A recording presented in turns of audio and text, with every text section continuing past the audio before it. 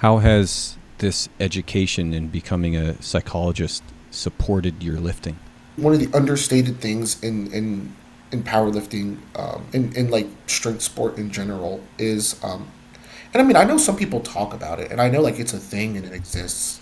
But for a lot of people, for I think the majority of people that get into the sport and do it, even just recreationally, it kind of seems like the psychological piece is sort of this nebulous concept that they may hear about here and there from a person or a podcast. Your psychology, your psyche can have a profound impact on the trajectory of your training, on the decisions that you make in training day to day, and those decisions add up over time and can lead to a really good or a really bad prep, or to an injury, or to And we've talked quite a bit about this in the past. Actually, my training has provided and offered me is I'm very good at seeing if I'm being overly emotional about a topic, if if I'm catastrophizing in a moment, if I am falling into sort of one of these like cognitive traps or biases that could influence or affect like my behavior.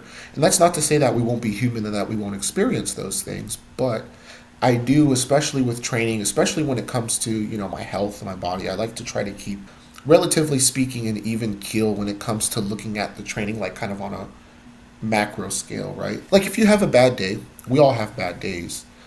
Wait, hold on. You have bad days?